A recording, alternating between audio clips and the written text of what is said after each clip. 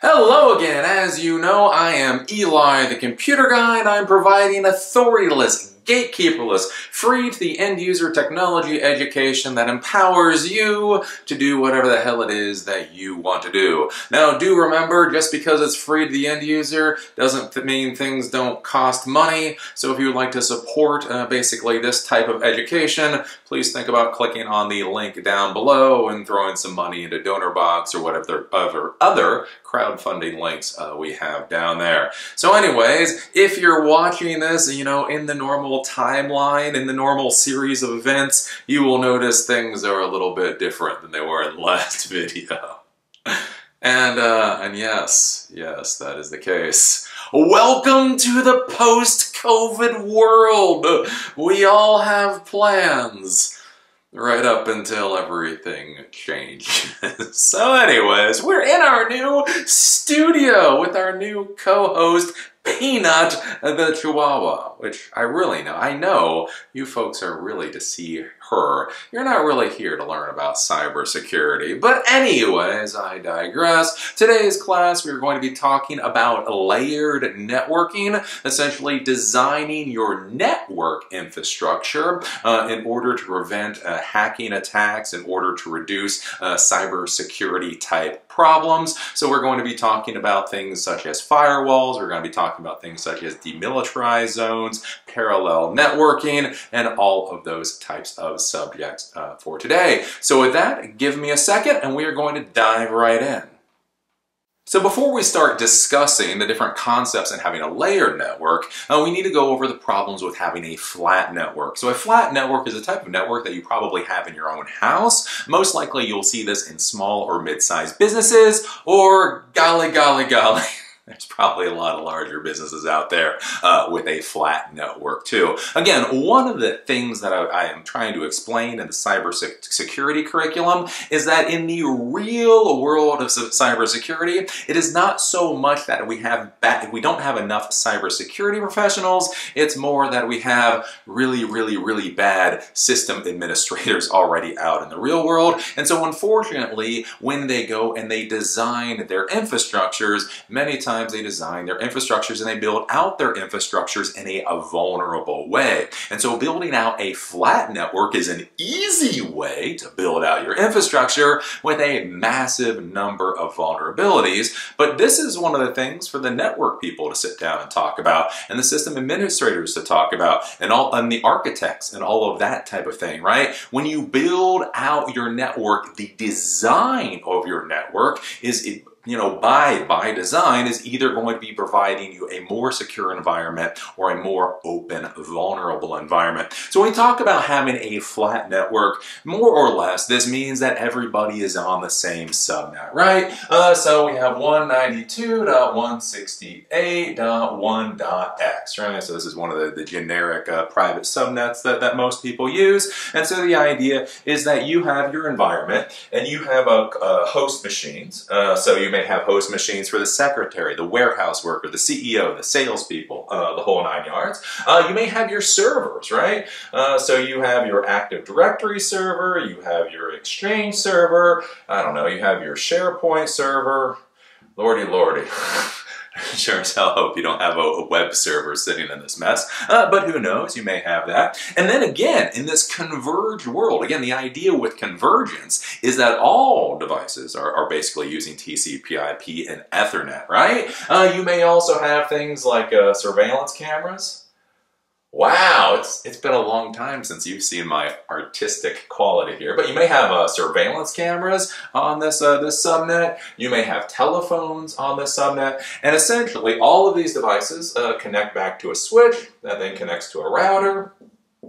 They all have their IP addresses, and they're all able to communicate to each other, right? So your router is going to be 192.168.1.1 most likely. Your Active Directory server might be 192.168.1.2. Your Exchange server might be .3. Your SharePoint server may be .4. Web server is .5. The surveillance cameras, you may put those in a different zone, so they may be 50 and 50. 51 and 52. Telephones might be 101, 102, 103. And then your standard host machines, again, what your warehouse workers and all those people are using.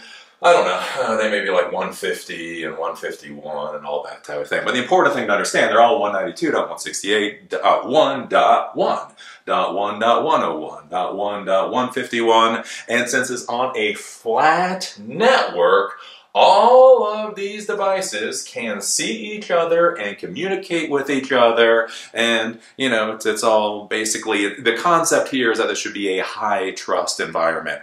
All of the devices can see one another, all of the devices can communicate with one another, and so if you have a high trust environment, that's a good thing. The problem is, in this modern world, right, we should have zero trust environments. We don't trust nobody, right?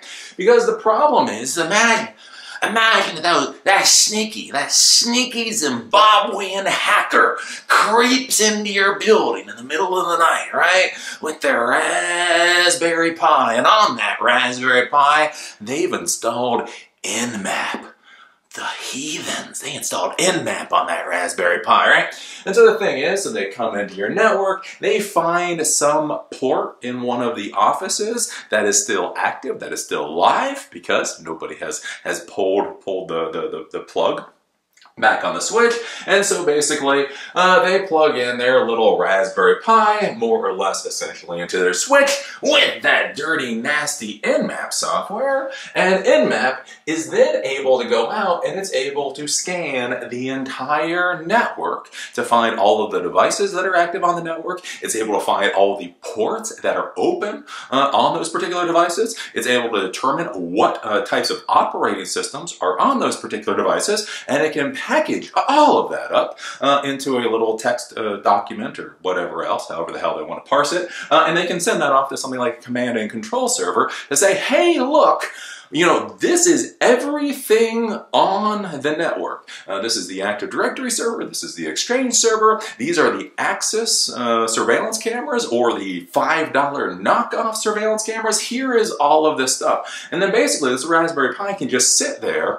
waiting for a command from that command and control server. So basically, all of this information is sent up there. The hacker can sit there and go,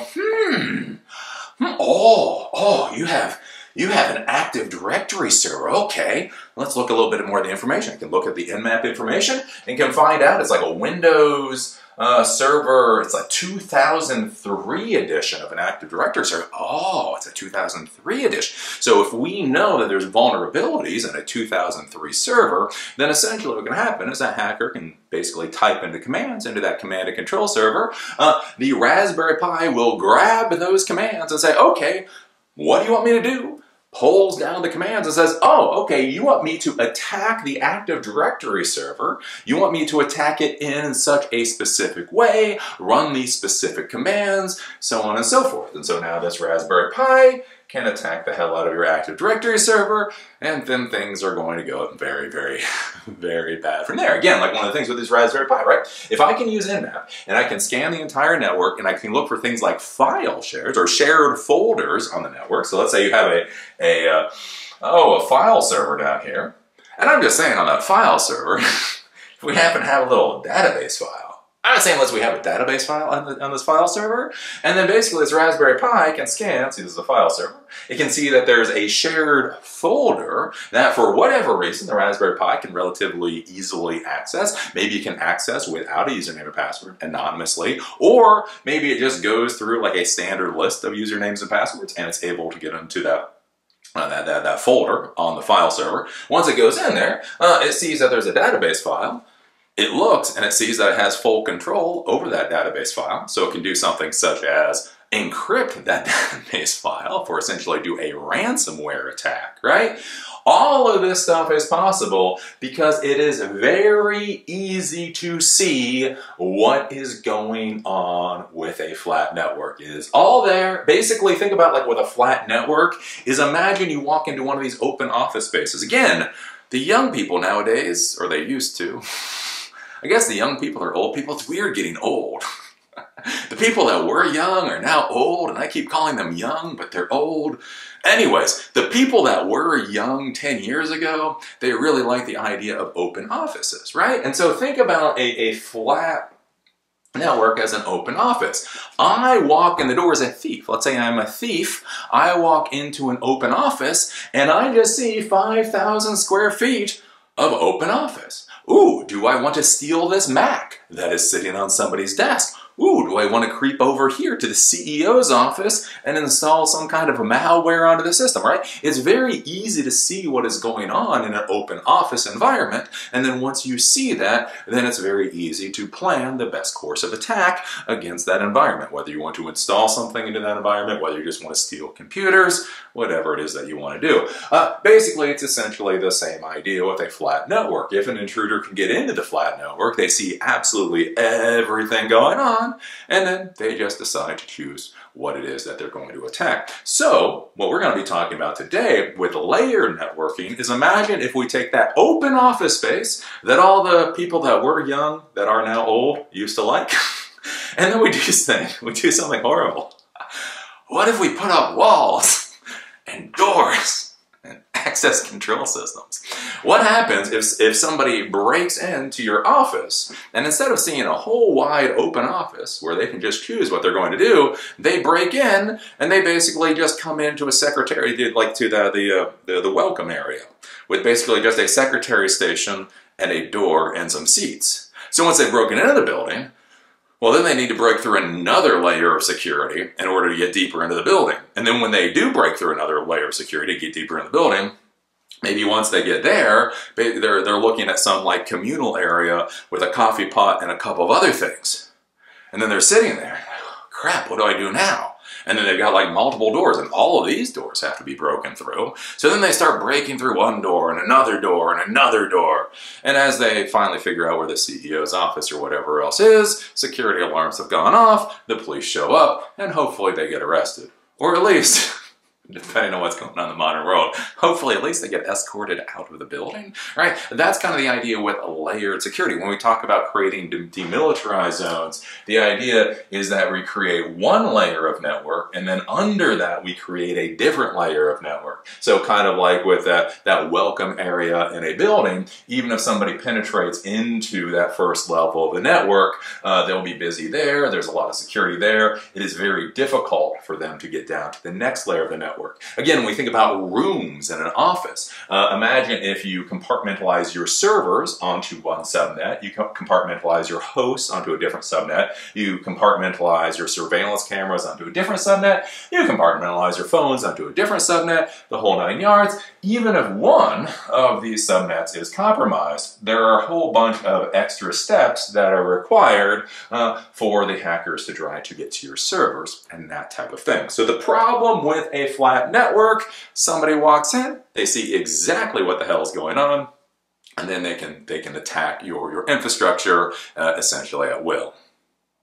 So now we all understand that flat is bad. When we get into doing networking, especially for a real organization, a real business, don't do flat. I like big networks and I cannot lie. I also can't sing. I'm going to stick to IT.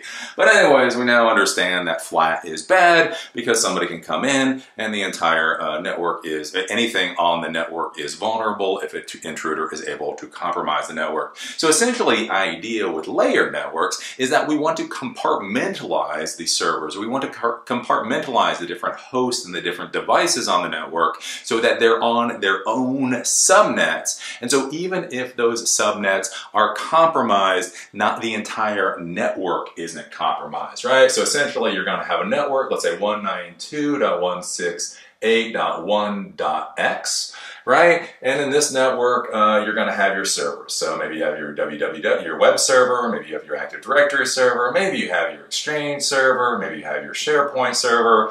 Let's just say you have those servers there, right? And then you're going to have a different network, 192.168.2.x. And let's say this is going to be for the standard client machines, the computers for the secretary, the computers for the CEO, the salespeople, where warehouse workers, all of those types of folks. So those computers will be segmented over here. And then again, as we've talked about, we have surveillance cameras. So we'll put them in their own subnet, 192.168.3.x. So that's its own subnet. And then over here, let's say we have the telephone systems. And so that 192.168.4.x. And basically you keep going there for, I don't know, 204 subnets if that's what you really want to do. And basically, the idea here with these layered networks is even if, that sneaky little Zimbabwean hacker, even if the Zimbabwean hacker is able to get in and able to put that dirty, nasty little Raspberry Pi into the subnet that has all of your standard client machines, basically all that little device will be able to see is more or less the client machines. Hey, look, they've got 100 Windows, 11 machines that are fully updated with all of their ports closed, right? That's what the Zimbabwean hacker is going to see, right? Because you're doing your job, right? Anyways, but the idea here is, again, since the network is separated out, that they will not easily then be able to compromise these servers on your network. They won't easily be able to compromise the surveillance cameras on your network. They won't easily be able to compromise the telephone system on your network. They will only be able to go after the specific network that they've been able to initially compromise. This is very big in the modern world of convergence, right? So the idea with convergence came about, I don't know, 15 years ago.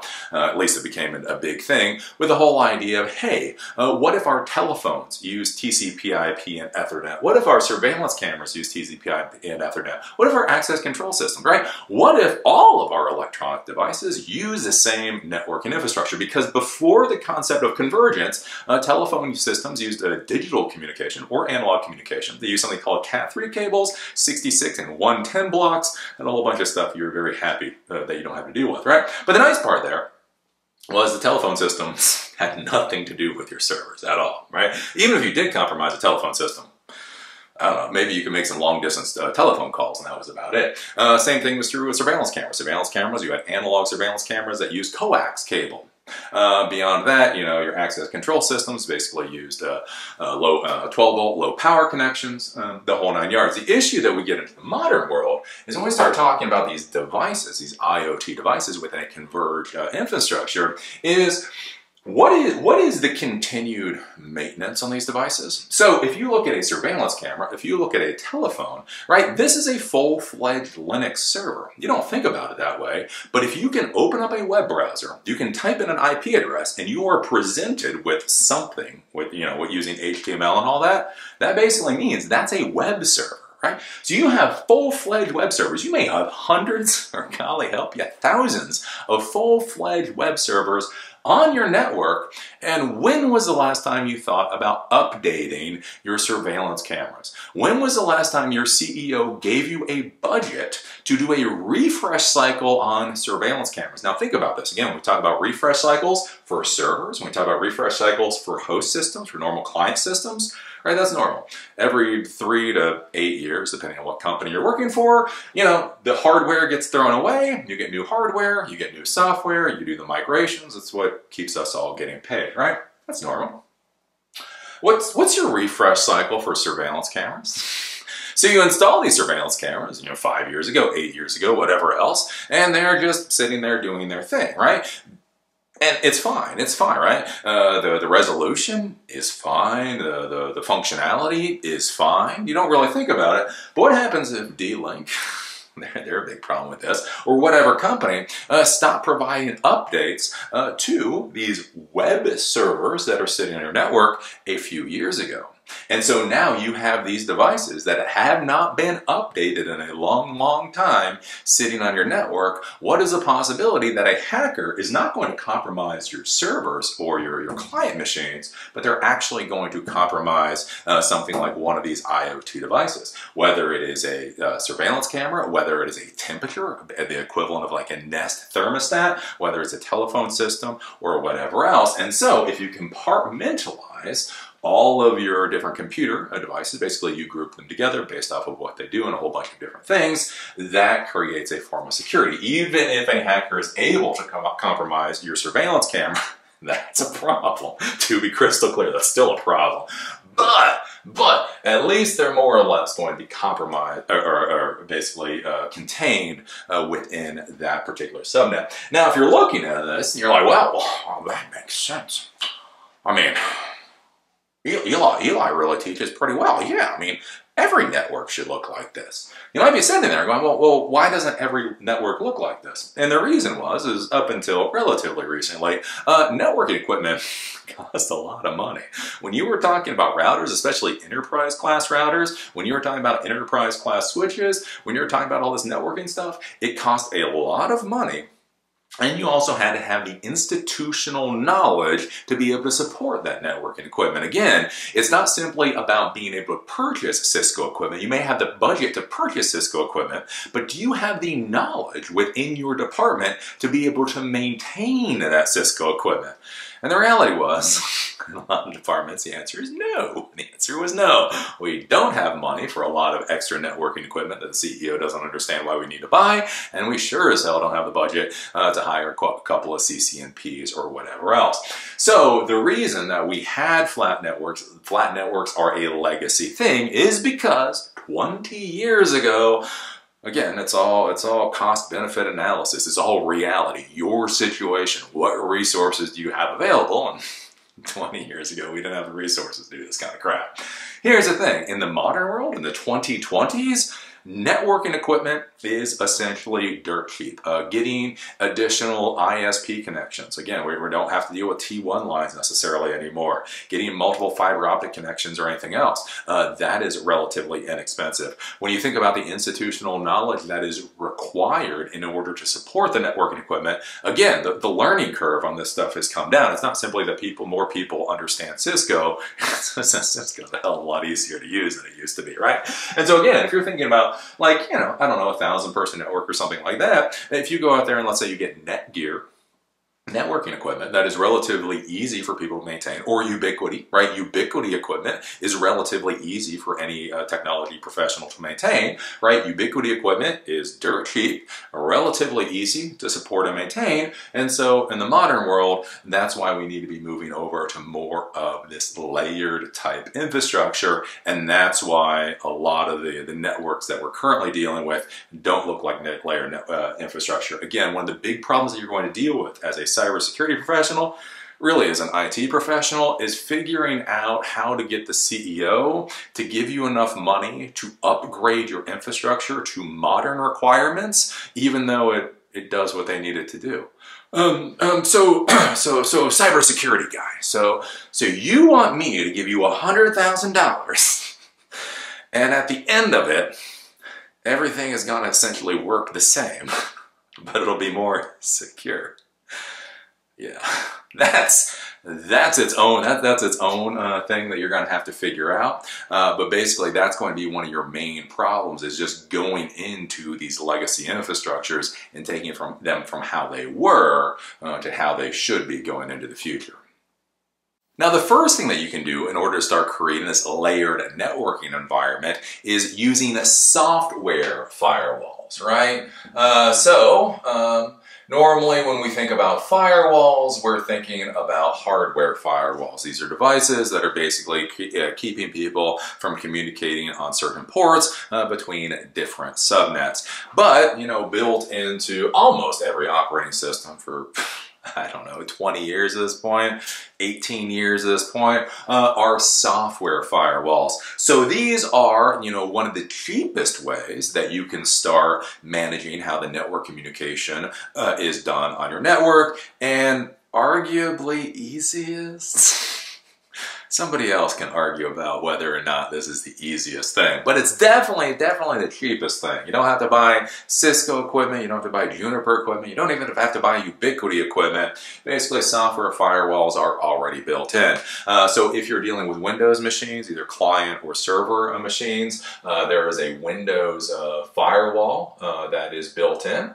And basically, with the Windows firewall, you actually get a lot of configurations. So when we're talking about firewall firewalls. This is basically the idea of who can communicate on what ports. So HTTP. So HTTP, that's the standard web port. So when you go to a web server, that's port 80.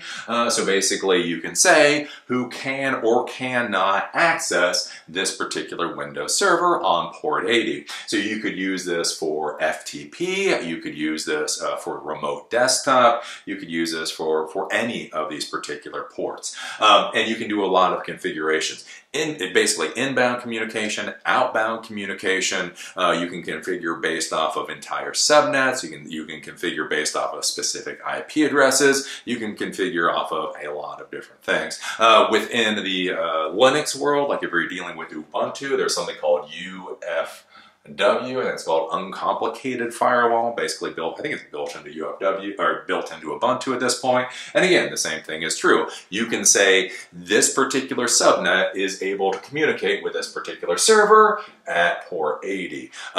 Basically, let's say if you're doing SSH, right, so the SSH port, what you could say is you could have one administrator computer on the network with, let's say, an IP address 192.168.1.9, let's say, right? So you hardcode, that's a static IP address, and what you can say is I'm going to allow only this IP address to be able to communicate with this Ubuntu server using SSH. And so that is a way that you can have administrators be able to administer Linux machines or Windows machines with remote desktop, but make sure not everybody on the network can try to brute force attack and actually connect on that particular port. Because what's nice here, right, is this IP address, when it communicates with a server, it'll say, okay, this IP address is coming on this port, and that's okay. So that communication will go through. So if the person at this particular IP address fat fingers the username or password, they'll just be able to keep fat fingering the username and password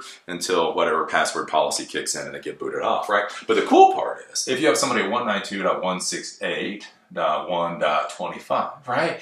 With a Zimbabwean hacker with their Raspberry Pi, if they try to come into that server on the SSH port, here's the thing, it's just going to fail out. If they try to do a brute force attack from this IP address, when this IP address tries to connect to that Ubuntu server on that port, and it says, do not allow this communication with any other IP address other than this one, it simply fails out. So the hacker is not able to perform a brute force attack against the server, simply because every time it tries to communicate with the server's like, speak to the hand!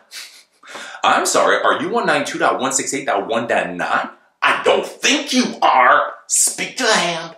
And then you can't get any further, right?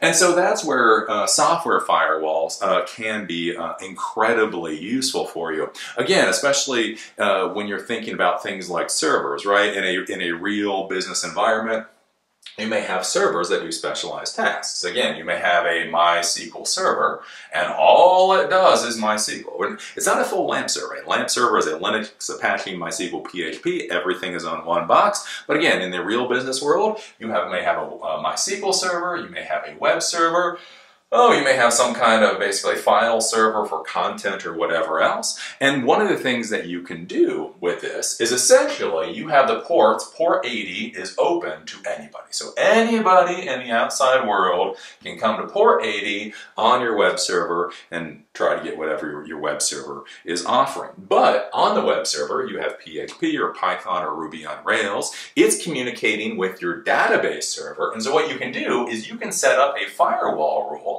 on your MySQL server to say, only allow communication on certain ports from the web server. So the web server comes and says, hey, I need to insert something into the database, or I need to pull something from the database. MySQL server goes, oh, okay, I know you're the web server. I know you're coming in on the proper port, and I will give you this particular information. Again, the web server, you can have it so it only receives information from the MySQL server. So again, if you have some kind of Raspberry Pi out here and it's trying to access one of these boxes, it's simply going to fail out because the firewall is going to say, are you the IP address I'm expecting? No. Done. Right? Again, the same thing is true for the file server. So let's say you have the database engine and you have some kind of content management system. So let's say a WordPress site, right? A really, really big WordPress site. So PHP is running on your web server, your MySQL server that has basically the database backend for your WordPress site. And then you have a file server, and this will have all of the image files, all the file stuff, you know, video files, all that kind of thing. And again, the same thing is true. The file server will only present files to the web server, and the file server, if anybody wants to upload anything to the file server, it will only accept traffic coming from that web server. And so this is a way that you can segment off each server so that it's only communicating with the specific computers, servers, you know, clients, whatever else that it's supposed to communicate with. I will say with this, again, there's Windows Firewall built into Windows, there's UFW built into Ubuntu, a lot of Linux systems. There are also other specialized you know, firewall software out there. Be careful. Be careful. Again, software firewalls, hands down, cheapest solution. Least expensive way to upgrade the security in your infrastructure. Again, why I get a little on the whole whether or not it's the easiest way to upgrade the security in your infrastructure is one of the problems is a lot of times people don't really understand how networking works. They don't really understand the communication pattern, how one computer actually communicates with a different computer, and then how that traffic is supposed to occur. So one of the big problems that I see with software firewalls is just people misconfigure them. One of the big problems that you can have, especially if you're dealing with a legacy infrastructure, is you may have older servers where they may not have, you know, documented the ports that they. I have really seen this in the real world, where you'll have a, like, especially for me, I used to deal with digital surveillance systems, and that they would dynamically assign a certain port within like 1,000 port range, and they didn't really document what ports they were dynamically assigning. That sucks. So one of the problems with this that you're going to have to be thinking about is, are you sure you understand what ports these computers are using for communication? Do you understand how that communication actually operates? And then can you actually build this so that it works properly? When it works properly, it's absolutely beautiful. When it doesn't, it's bad. Again, like I said, there's other specialized software firewalls out there. I think about this with Norton Internet Security Suite. So that Norton Internet Security Suite, I made so much money off of that. I know I'm not supposed to say that, but it really is true. Thank you, Norton. Norton made such a garbage product. I earned so much money 10 years ago off it. Anyways, Norton Internet Security Suite. They had a specialized firewall that came with that Internet Security Suite. And like things that you don't think about is like your USB port can be considered a networking device. And so I would have clients of mine that would go out, they would install Norton, and then all of a sudden their printers would stop working, their scanners would stop working, their other USB devices would stop working. And then I would come. And it was because Norton shut down their USB connections, because, you know, don't want that printer hacking into somebody's computer or whatever. So again, that's the kind of thing that you're gonna have to think about. So like with these software firewalls is where we talk about institutional knowledge and your people are really understanding how this stuff works. If you're gonna start implementing software firewalls, I would argue set up a lab, build out in an infrastructure using software firewalls, make sure you understand it, you know, front to back, and then wipe and reload every machine and do it again, and wipe and reload every machine and do it again. You should be able to just walk in and be able to do these firewall configurations in your sleep. And if you're not that confident, just be careful with doing this. So let's take a moment and talk a little bit more about segmenting your networks. Again, one of the things I've talked about with cybersecurity and with just general administration is that this is as much an art as it is a science. Too many people hyper-focus on the configurations, they hyper-focus on the products, and then they miss the whole art part of this, right? The science is those configurations and, you know, the setting up your DHCP scopes and all of that kind of thing. The art, though, is actually trying to figure out how to build an environment that's appropriate for your particular situation. How is your building physically laid out? What are the resources that are available to you as an IT professional? Do you have a large budget? Do you have a small budget? Do you have more tech employees than you know what to do with? Do you have far fewer tech employees than you need simply to cover the work orders in the day? These are some of the things that you need to be thinking about. And when you go to segment your network, you need to be thinking about this as much as an art form as it is the science. Again, as I've talked about before, you know, when we talk about those servers, oops, this is running out of ink. When we talk about, you know, compartmentalizing the servers, you know, you may put your web server, your SharePoint server, your Exchange server, you may put these into their own subnet, right? 192.168.1.x, this is going to be your servers. And then, as I said before, you know, your normal client machines, you may put them into 192.168.2.x, right? So they're on different subnets. If one of the subnets is compromised, the other subnet, more or less, should be more secure. It'll be more secure than if it's a flat network. But then they need to be thinking, another thing you need to be thinking about when you're thinking about segmenting your networks is, again, things such as, you know, what does the actual property for your business look like? So imagine that you have an office building, right? So you have an office building and you have multiple floors in an office building.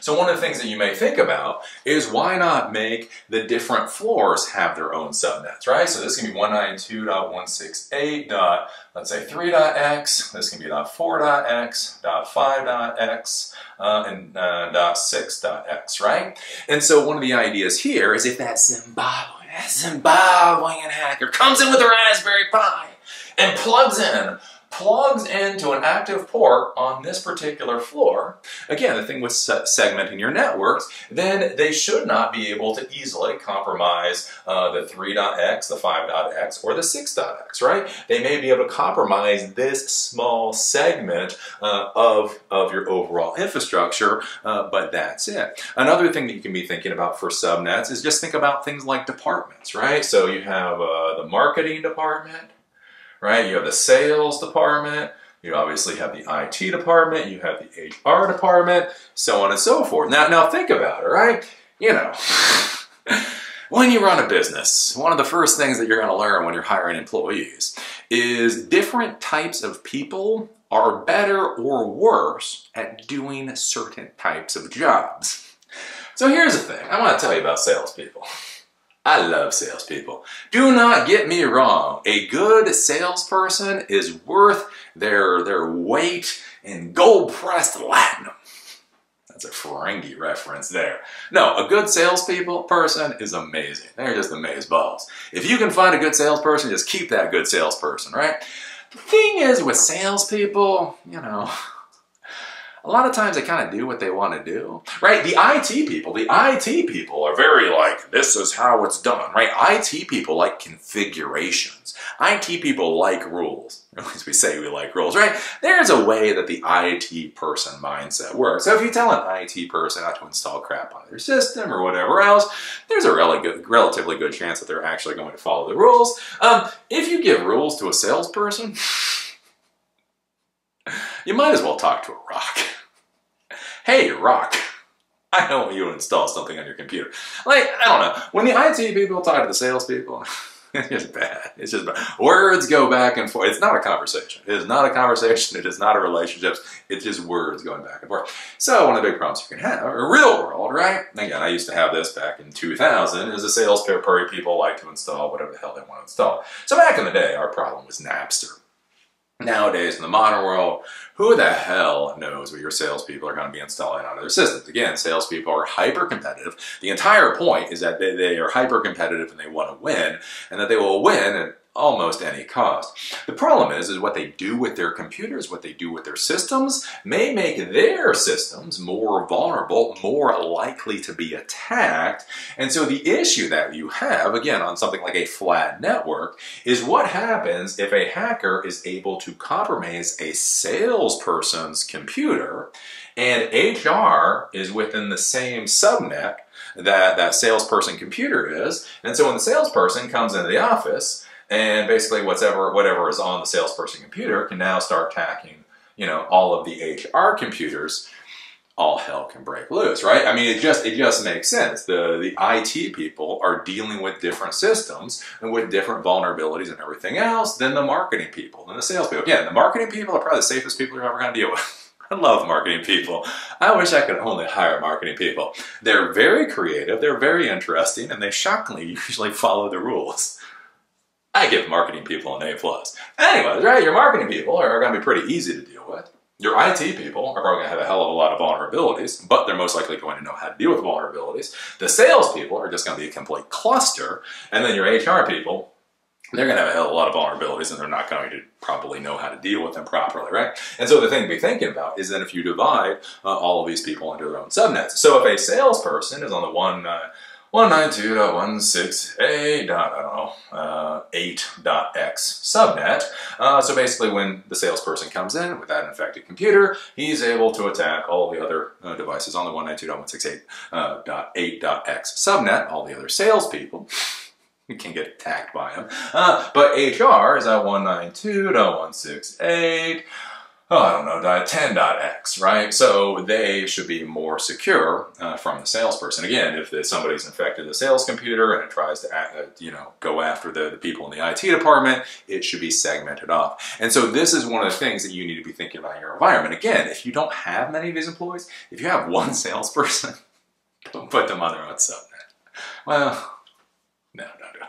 Right, if you have one salesperson, don't put them on their own side. Like if you have a lot of employees, but you got like 2 of these and 3 of these and 4 of these, you probably don't want to do subnets based off of departments. On the other hand, if you have 50 salespeople and 20 HR people and 10 IT people and 20 marketing people, then subnetting often makes sense. Again, when you look at your physical building, if you're in a physical building that has walls, that has doors, that has access control systems, basically creating a subnet essentially for every contained environment, whether it's a floor or section of the building or whatever else, that probably is going to make a lot of sense. And so this is one of those things that you need to be thinking about when you're going to be segmenting out your networks.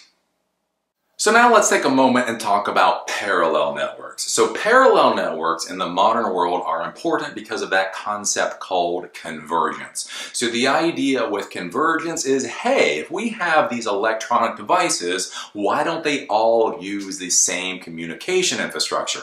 Then instead of having to run Cat3 cable and coax cable and Cat5 cable and whatever else, we can simply run Cat5 cable. We can simply use Ethernet equipment, routers and switches and that type of thing. Hey, what if we put all of these devices on the same network? Wouldn't that be awesome? And the answer is no. The answer is no. Small networks, small networks. Again, in your home environment, convergence is amazing.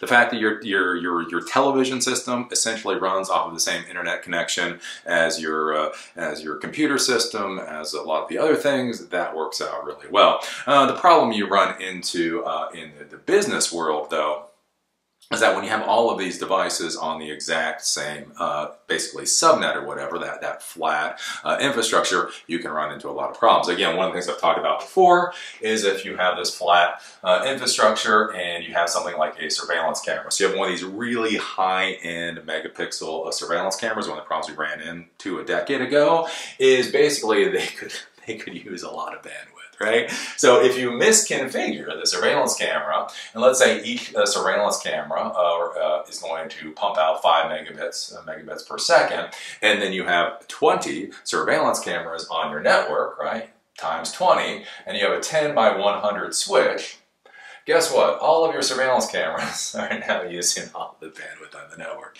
because you misconfigured them. You just did a normal mistake. You're an IT professional. You make mistakes too. All of a sudden, you know, FTP isn't working. Email isn't working. Voice over IP sure as hell isn't working, right? Because everything is on the same network. If one set of devices on the network decides to take up all of the bandwidth, you're completely screwed. And so we all realized this was rather a bad idea rather quickly. And so that is the idea where people came up with the concept of parallel networks. So with parallel networks, essentially what you have is you have different networks. Essentially, you've re-siloed all these different computers and devices. So you have your client computers in this subnet. So let's say 192.168.2.x. Your phones, so you put your VoIP systems 192.168.3.x. Your DVRs, your surveillance system essentially is 192.168.4.x. And so the idea is that these are now compartmentalized into their own subnets. Now the question is though, but Eli, if these devices have all this kind of fancy, you know, computer stuff on and communication stuff, you know, what if I want one of my client computers to be able to communicate with the voice over IP system? Eli, you've re-siloed them. Again, every one of these subnets, you know, basically they're not supposed to be able to communicate with each other unless there's a router in between. And so what you do is essentially you have routers, and then you may have firewalls, and then you have a switch. And so what happens here, and again, you have to configure all the networking rules for this, is let's say a client computer here wants to communicate with a voice over IP phone for some reason, or the voice over IP server, right, in order to get your voicemail or something like that. Essentially what can happen is then your client computer is 192.168.2.10, right? And let's say the voice over IP server is 192.168.3, right? 3 subnet, .2, right? So basically what happens here is your computer, when you're trying to go and download something like a voicemail, maybe download it in an MP3 file, it goes through the normal network discovery process, finds it's not on local subnet, that communication goes out. Comes up, goes through the router, goes to the switch. It says, hey, I'm looking for 192.168.3.2. This router goes, oh, hey, I can deal with that. And so the communication then comes down to the voice over IP server. This computer is able to make the request. The server then says, okay, here's your MP3 file, and then it goes back and it's given to the client computer. Now, doing this, again, makes it a lot easier, because if one of those hackers sneaks in, plugs a Raspberry Pi in, makes it more difficult to find all of these other computers and devices. It also makes it a lot better, because if you screw up your surveillance system, configurations, you're not going to crash everything else, right? You may crash this subnet, your surveillance system may go down, but your voice over IP is still going to work, and your computers are still going to work, right? So it's compartmentalized that way. And then the other nice thing, since you're dealing with, the telephone system on this subnet and the surveillance cameras on this subnet, is you know what these devices are supposed to do. One of the problems you have with a flat network is you're not really sure what ports everybody is going to use, right? When you have a large network with a lot of different computers, a lot of different devices, a lot of different servers, the problem is it's very hard to figure out what the actual use cases are. What are all the ports that people are going to use? How are they going to be using the network? If you're doing quality of service or things like that, it's very difficult to figure that out, because you have computers and telephones and surveillance systems and access control systems and everything else in the world. Here's the thing. If I compartmentalize off my surveillance cameras, I know exactly what these surveillance cameras are doing. I know exactly what ports the surveillance cameras are using for the communication. I know exactly how I'm supposed to communicate with the surveillance cameras. I know exactly how the surveillance cameras are supposed to communicate with me. So it is very easy to figure out those rules. And then once I know those rules, if I have a firewall and router up here, and it's then very easy to configure those rules. So I can say, okay, only computers from a certain subnet are allowed to communicate with the DVR. Only computers on a different subnet are allowed to communicate with the individual cameras themselves, right? Because I know what these devices are supposed to do. Again, I know how the voice over IP system is supposed to work, and, you know, well, the client computers. There's always going to be a question mark at one of these places. And so that's one of the things that makes this whole idea of using parallel networks useful too. And so that's the concept with them. Now let's take a moment to talk about DMZs. So these are called demilitarized zones, and these were a very popular thing, again, about 20 years ago. Whether or not you're going to use it in the modern world is a bit more of a question. So again, remember 20 years ago, we were paying anywhere between $400 to $1,000 a month for a T1 connection, and an actual T1 connection is 1.54444, I think it is, megabits per second. That's right, we were spending hundreds or thousands of dollars for a 1.5 internet connection. And so the problem was back then is that these internet connections were so expensive, and many companies did not have enough money to have one internet connection for their web server and a different internet connection for their internal network usage, so they ended up using the same internet connection. So imagine you have something like an e-commerce company. They are going to have their web server and their database server and all that kind of stuff, and then using that exact same 1.544 megabits per second connection, they're also going to have their Exchange server and their Active Directory server and their host computers. Oh, that was an entirely different world. Can you imagine offices of hundreds of people on a 1.5 connection? I don't have to remember that. That's how the world used to be. And so that's where there was this idea of DMZ. It's called a demilitarized zone. And the idea is essentially you have one network under a different network, right? So you have the cloud up here, right? So you have the cloud and this is the internet. You then have your first router. And so let's say the external IP address, you know, for the cloud is, I don't know, 8.8.8.5. I don't know, I'm just making up an external IP address here. Don't actually try to configure that, right? And so on this side of the router, the internet connection is 8.8.8.5. Then on this side of the router, you're going to have a different IP address scheme. You're going to have a different scope. And so let's see here it's 10.0.1.x, right? So that's going to be your IP address scheme here is 10.0.1.x.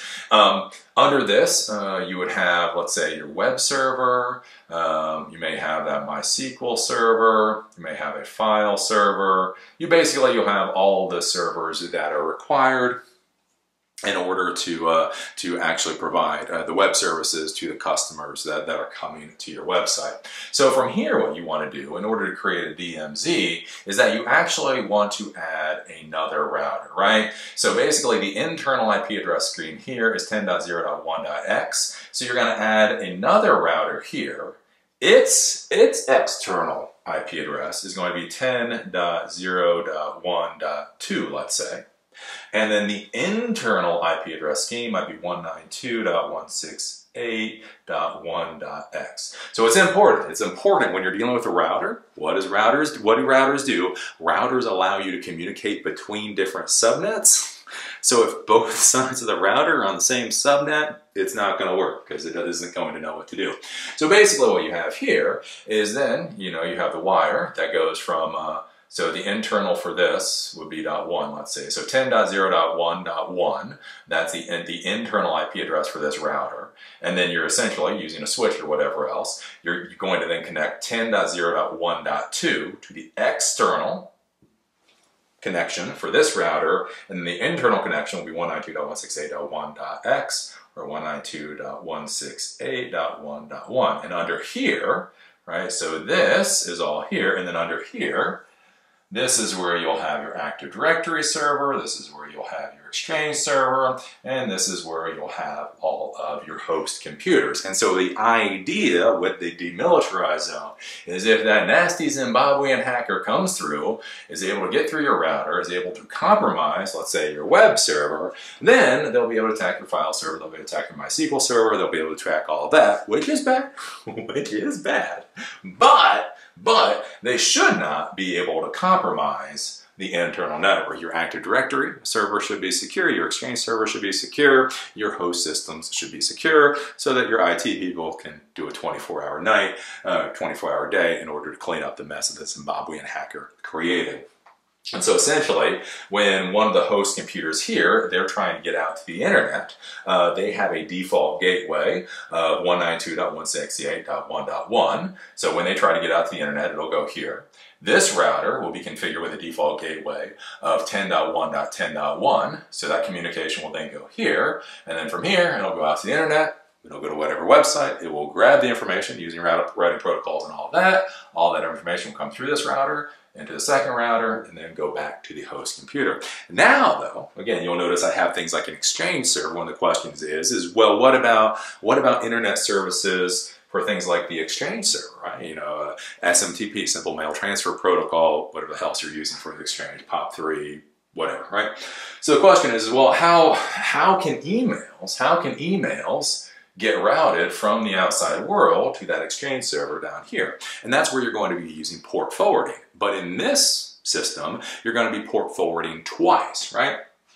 So with SMTP, right, uses a networking port, 20, 25, so many ports. Anyways, SMTP uses a port. It uses a port. And so what you're going to do is when basically email is getting routed to this Exchange server, for the external system, you're going to give the 8.8.8.5.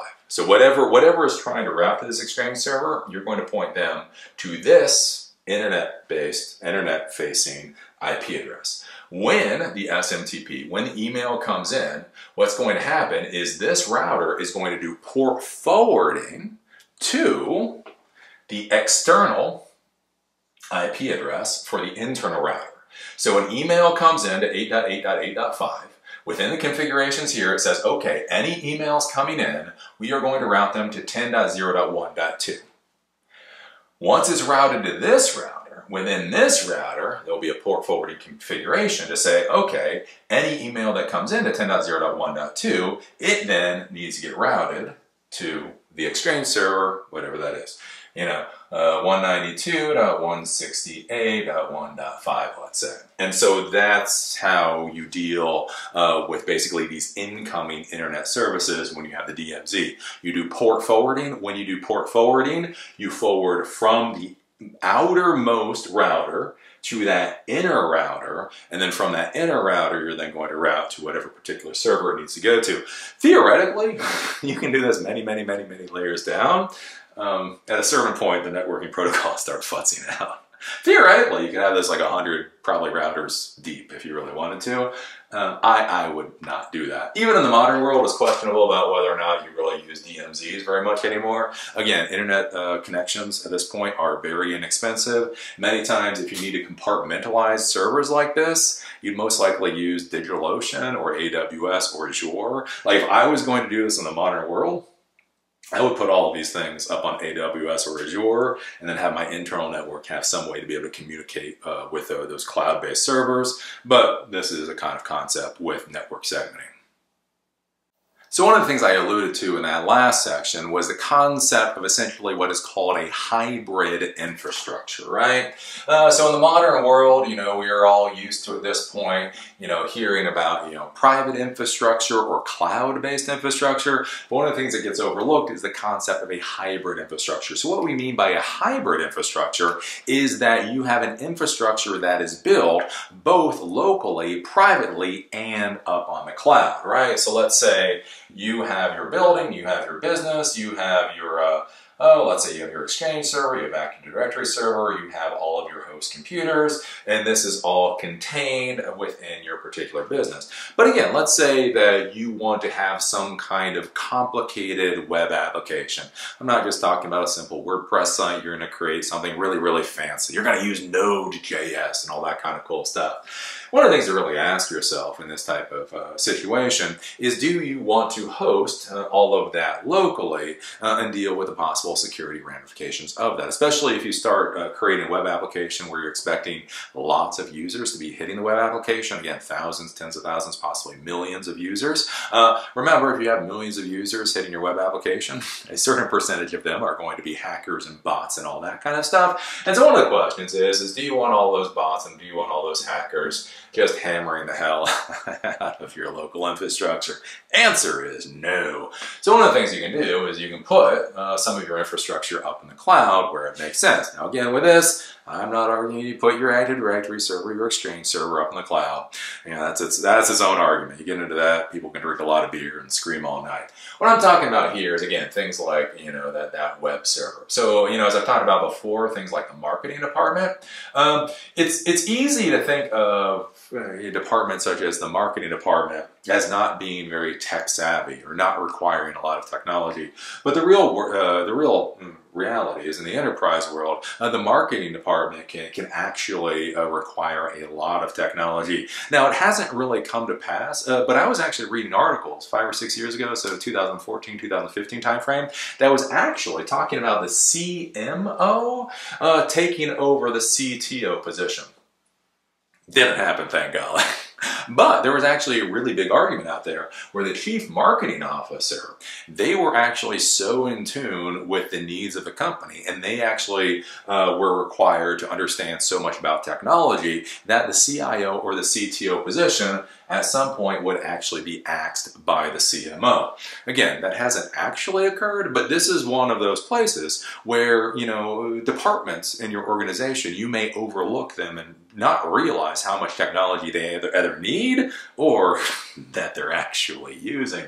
And so one of the things to be thinking about, like when you have that marketing department, is what can you put up in the cloud, you know, with the web server, with your database engines, with whatever else, so that, again, if something happens here, it doesn't compromise your internal infrastructure, right? If somebody's able to do SQL injection or any other nasty stuff out there, they're only able to compromise this particular bit. They're not able to compromise everything else. And so this is something to be thinking about, again, like with a hybrid infrastructure. How can you segment things out to basically build in security to what you're doing? How you do this, again, there's 1,000 ways to do it at this point. Whether you use serverless architecture or you use service-oriented architecture, that gets into its own argument, but this is something to consider. So COVID has changed a lot of things, and a lot of these changes will stick around into the post-COVID world, whenever the hell the post-COVID world actually exists. So I am recording this in, September of 2021. My current bet is that COVID is still going to be a pain in the ass in 2024. I don't know. For 2024, leave a comment down below. Is COVID still being a pain in the butt? Anyways, one of the big things with COVID, right, the great disease that has ravaged the world and the rest of this, is that this has made a lot of companies start to think about how they should design their workflows, how they should design their office environments for the concept of this COVID or this post-COVID world, right? When you know, everybody has cooties, when we're scared to get within 6 feet of everybody, it becomes a lot more difficult to have open office environments where everybody's closer than 6 feet. Oh, golly bless the millennials. I'll just point this out as a Gen Xer. I remember when we were horrified by cubes. I remember when cubes were considered horrible. I don't know what the millennials were thinking. The millennials are like, you're right, cubes suck. We'll take a third the space. Like, no, that's not what we're arguing. Anyways, but again, in this world where you have these open office environments where, oh my golly, a lot of these desks, I mean, they're 36 inches. There were people, at least there were people, arguing that employees should get 36 inches. One 36-inch desk beside another 36-inch desk, beside another 36-inch desk. You know, that doesn't work so well when we're all worried about catching cooties from each other. And so, in this modern COVID, post-COVID world, The whole concept of remote work has really come to prominence. A lot of companies basically are not using their office spaces anymore. And so as IT professionals, as cybersecurity experts, one of the things that we need to think about is how do we design our infrastructure to be secure within the modern environment? Again, as somebody who's been doing technology since 1996, one of the interesting things to see is how the world has changed, how the needs of businesses have changed, and how a lot of IT people are still doing crap the same way they were in 2005. Might be a problem there. If your infrastructure looks like it did in 2005, there's a problem. But again, this is a really big issue. A lot of the infrastructure was designed based off of the ideals of 2005. And since then, don't get me wrong, people have upgraded hardware, they've upgraded operating systems and all that kind of stuff. But the overall structure basically looks the same. And one of the big problems we get into in this COVID, post-COVID world is the concept of VPNs. Virtual private networks. Now, do not get me wrong, I am not snarky about virtual private networks. I am very snarky about how they're implemented in the modern world, right? So virtual private networks are a great thing. Back when DSL came out, cable internet service started popping up.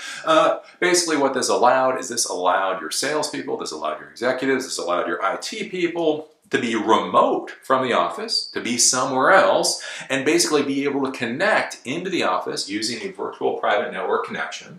And as far as the computer was concerned, it was on the local network. So again, we're talking about a time long before Office 365. I remember when something called Hosted Exchange came out in like 2008, 2009. So if you had an Exchange server back in the day, the only way to access that Exchange server is if somehow you were connected to the LAN. A lot of other services, the only way, like when I was in the corporate world, we had this CRM, Customer Relationship Management solution called ACT, and the only way for the salespeople to be able to communicate with the database was to be connected to the local area network, right? So they use the VPN, and so essentially, you have your business, you have your Active Directory server, you have your Exchange server, you have your CRM solution, whatever else. You have your little person out in the outside world, and so they open up their computer, they use a VPN connection, a virtual private network connection, and this gives them a secure connection to be able to connect to that internal infrastructure, and now they can print out on a local printer. Now they can send and receive emails and all that kind of stuff off the Exchange server. They can interact with the CRM solution, the whole 9 yards. Yay, it was a wonderful thing. Here's the thing though. Here's the thing, right? 2002, this was wonderful.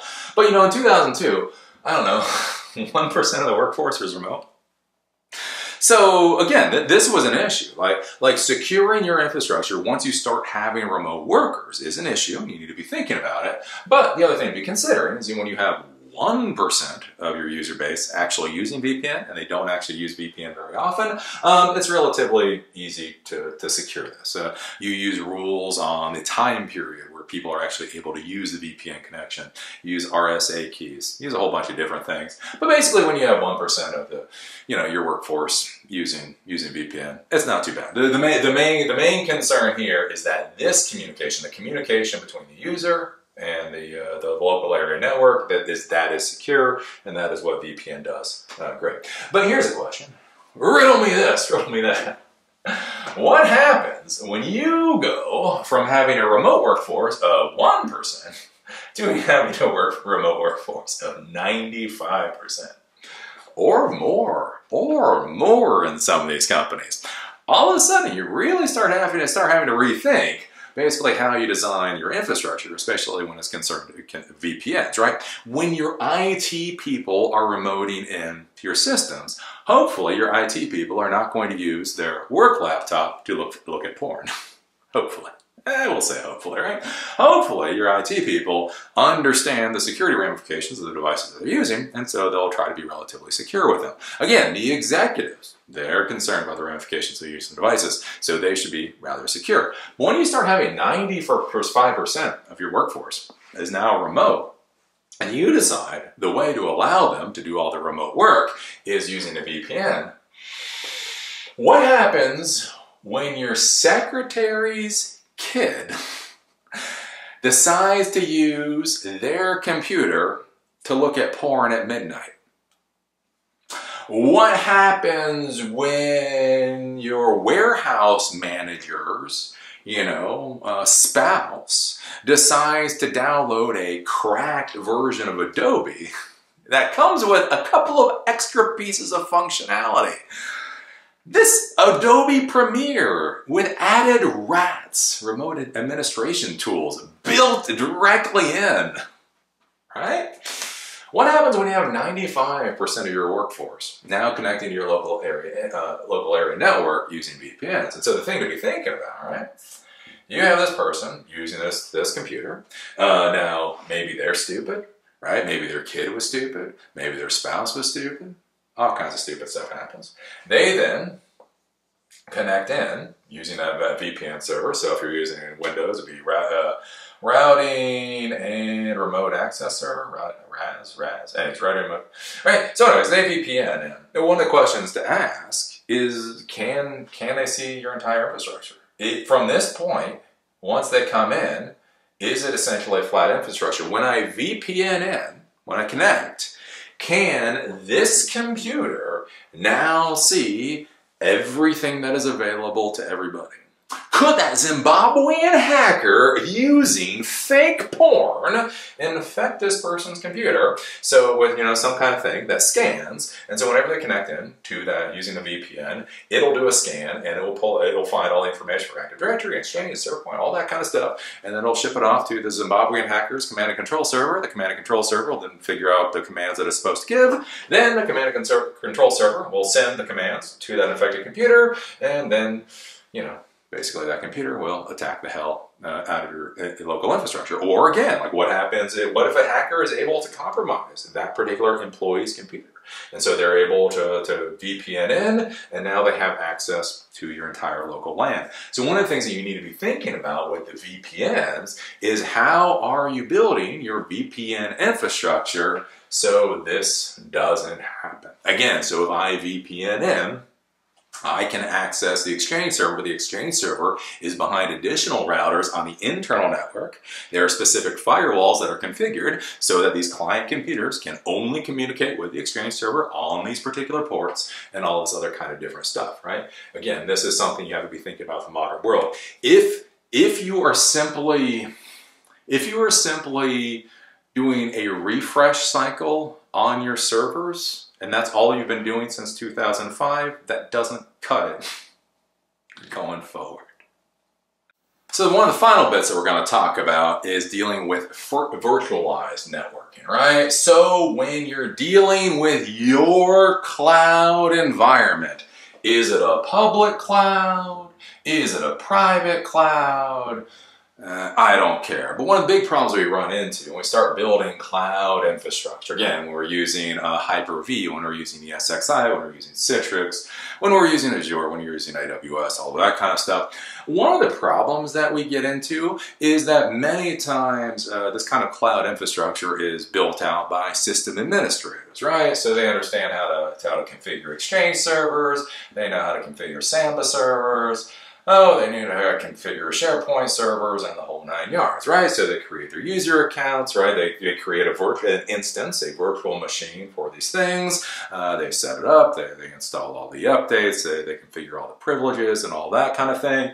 And then they're all sitting basically on the 192.168.1x subnet, or so on and so forth, right? And one of the problems that you can run into when you're designing the cloud infrastructure is it's very easy to spin up instances of machines, especially if you're using Linux, right? If you're using Windows, you actually do have to pay for licensing, depending on for whatever servers you spin up. But if you're using Linux, right, you can spin up 1,000 frickin' servers and it doesn't really cost you, anything additional, right? So if you have your administrators and they keep spinning up more and more and more and more and more and more and more boxes, and then they forget about some of the boxes that they spun up, you can have the problem where, again, if one of these devices is compromised, again, this is a flat network. Even though it's cloud, right? Physically, it's a cloud infrastructure, but logically, it just looks like the same crappy old flat network that we've been complaining about for this entire video. And so one of the things that you should really be thinking about is, if you're going to be building these kind of cloud infrastructures, that you actually use the networking components built into whatever software or whatever platform that you're using to segment everything out. So if you're going to have this cloud infrastructure, and let's say for some reason you're doing a MySQL cluster, right? So you're doing a MySQL cluster. So you have multiple MySQL database servers, right? So they're doing their little replication strategy. If one fails somehow or one gets corrupted, you know, there's a read server and a write server and a read-write server, there's a master server and all that kind of thing. So one of the things to consider when you're having a cluster like this for whatever reason is, again, compartmentalize them off into their own subnet. Then only allow whichever servers are supposed to be communicating with them on that subnet on the specific ports. So the MySQL cluster can communicate with this specific web server on these specific ports, and that's it. Again, if you have an Active Directory cluster for some reason, you put it up in the cloud, or let's say you have it in the private cloud. So again, we have private cloud, right? With the private cloud, you can actually have these instances in multiple locations. So let's say you had a couple of office buildings that were relatively close together, right? You could have a couple of Active Directory instances here and a couple of Active Directory instances here, and they're clustered, right? So logically, they look like they're in the same area, even though physically they're spread apart. And so one of the things to consider is, in that cloud environment, how can you use the virtualized network equipment, firewall rules, switches, routers, whatever the hell they have built into your particular system, in order to segment all of these different servers off so they can't be compromised. Again, remember, in the cloud, there's this real idea that, like, when you go to the cloud, go to the cloud! It's magical thinking. Like, we talk about users having magical thinking sometimes. It's kind of funny. IT professionals have the same problem with magical thinking. Like, there's this idea, like, it's secure. Again, the concept, like, a product makes your infrastructure secure. I have high availability, therefore my infrastructure is secure. I'm like, well, you should have high availability, don't get me wrong. Definitely have that. But that doesn't make your infrastructure secure. And so one of the things you need to be thinking about, again, when you're using Hyper-V or Citrix or ESXi, looking at how their virtualized network infrastructure works, and then building out a virtual, basically a logical network infrastructure that, again, that you find to be secure. The good part about this is it shouldn't really cost you any extra money. Like, it's all kind of built into these systems, so it doesn't cost anything else. You just have to spend a lot more time really thinking and planning and figuring out what you need to do. Now, the final thing to be talking about when we start talking about this whole concept of layered networking is basically that you need to plan and you need to, wait for it, document. Oh, no, Eli, I'm an IT professional. I don't want to write things down. It's horrible. You all know it's true. I don't know what it is. I have no idea what it is with IT professionals. Getting IT professionals to document what the hell you did is literally like pulling teeth. You could threaten to fire an IT professional, and they'd be like, I dare you. Damn it, just write it down. Just write it down. But anyways, one of the big things when you think about layered networking, again, if you're going to be building out this infrastructure, is that you need to create a plan of what you're going to do. Again, when I talk about the science and I talk about the art of being a technology professional, too many times people hyper-focus on the science and basically ignore the art, right? They know how to configure things to high hell and back, but actually sitting there and designing how everything should be, oh, that can be a bugger to do. And so one of the most important things to understand as a tech professional and when you're doing cybersecurity is that you're actually going to be spending far, far, far more time planning and doing documentation than you are actually going to be doing the work. I think about this when I was in the corporate world. When I was in the corporate world, even back then as a frontline IT person, 25% of my job was working on computers. 25% of my job was at a keyboard or running cable or whatever, everything else. 75% of my job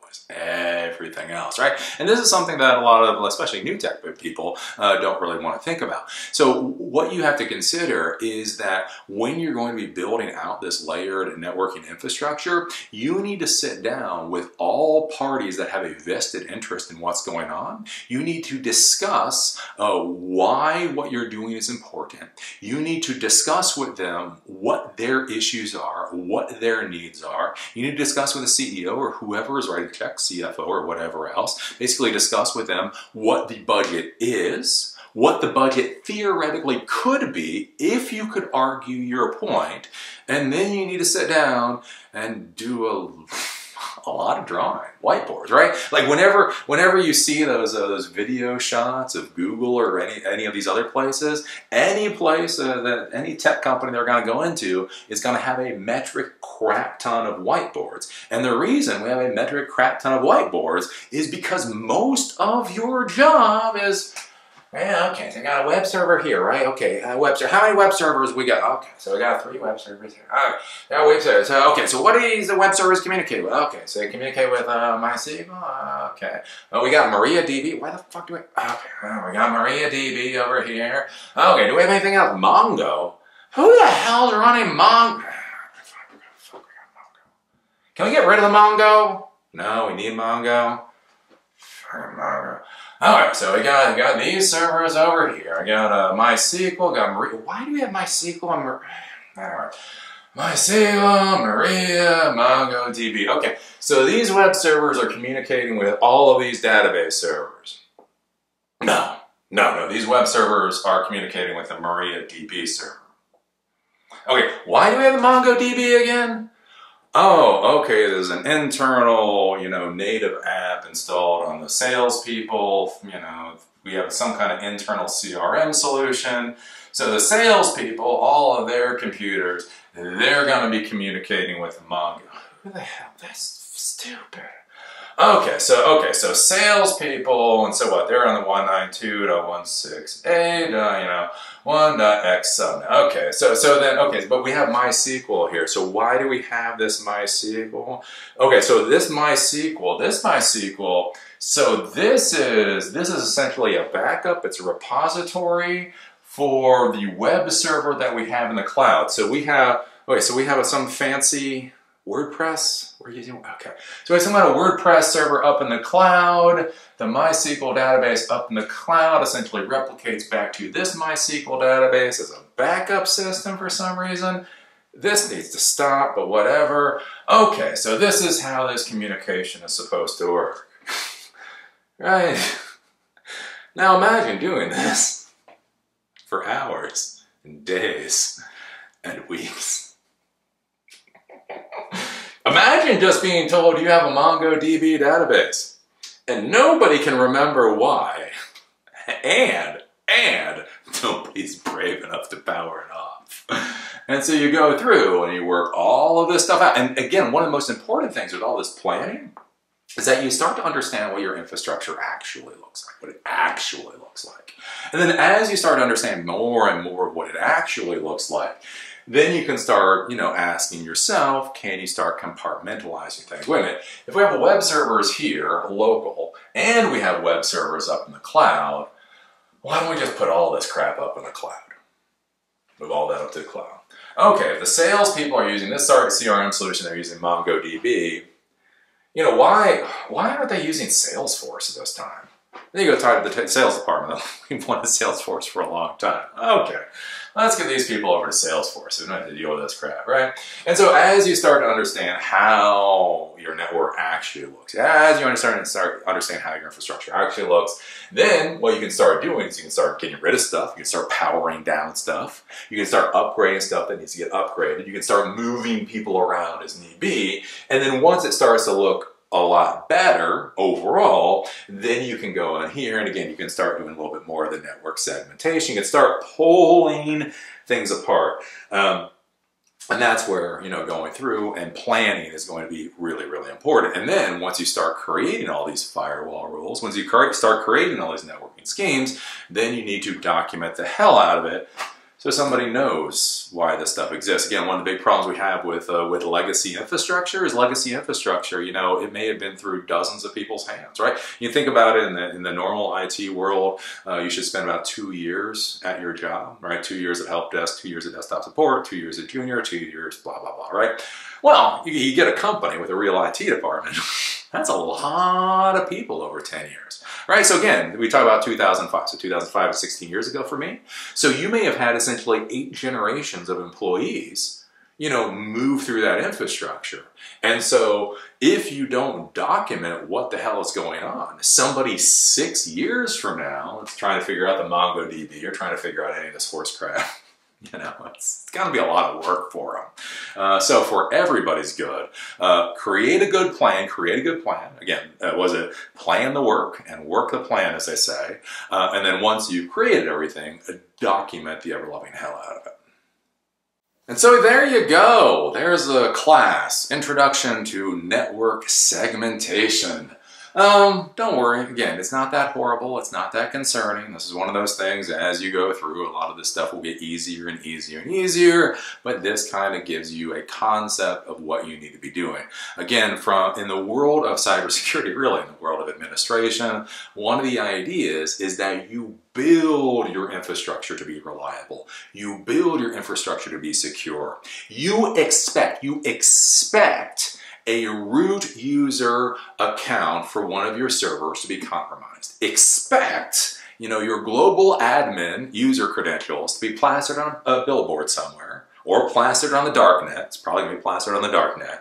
Expect that to happen, and then ask yourself, if that occurs, what happens past that? Again, when I talk about that VPN infrastructure, if one of your administrators, if somebody with administrator credentials VPNs into your infrastructure and then tries to remote desktop into your Exchange server, but you have firewall rules set up so that they're literally not able to connect with remote desktop from, an external IP address or whatever else, that protects your Exchange server. Even if theoretically you have their credentials, there are the security policies in place to prevent those credentials from actually being used. Again, if somebody compromises your administrator account, they're able to get in using that routing remote access server. They're able to basically drop into the Active Directory server, and your entire local area network is just a buffet for them because they have those global administrator privileges. That is a bad, bad, bad, bad thing. So you need to be thinking about how to design all of this stuff, basically assuming that the worst case scenario happens. If somebody compromises, how can we mitigate the damage that might occur? And that's one of the things that you can do with basically using this kind of network segmentation. The other thing to remember is, again, the virtual world and the physical world. Remember, physical is different than virtual, but in the physical world, right? The physical devices and the virtual devices are different, right? A virtual machine is different than a physical server. But logically, in the logical world, they are the same. When you're designing that infrastructure, you need to be thinking about designing your network policies for your virtual infrastructure just like you would your physical infrastructure. It's way too easy to worry about firewalls and all that kind of stuff on your physical boxes, and then just dump all of your virtual machines into a single subnet and be like, it's on the cloud. It's on the cloud. Cloud will deal with it. Like, no.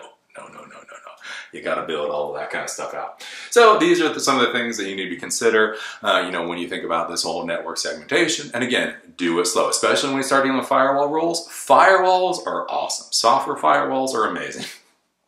They're also incredibly easy to screw up. So again, remember to do things slowly, document what you do, plan what you do things slowly. It's better to spend 2 months getting to where you need to go and having the whole process go relatively smoothly than trying to do everything in 3 days and then crash everything and have the CEO fire you, right?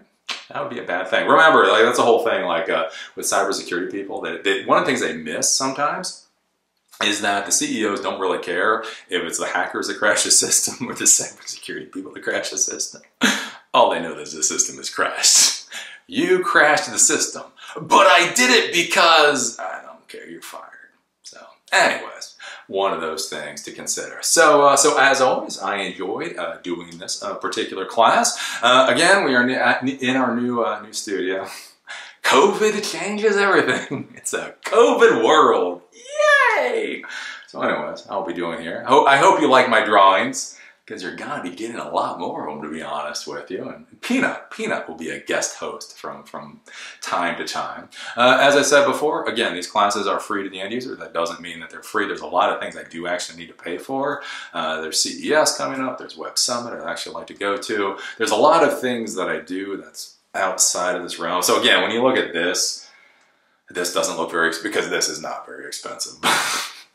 But in order to do this, there's a lot of things that are expensive. So if you'd like to throw a couple of dollars down at the whole crowdfunding scheme, again, donor box or whatever links I may have below, that would be highly appreciated. And with that, I'll see you folks at the next class.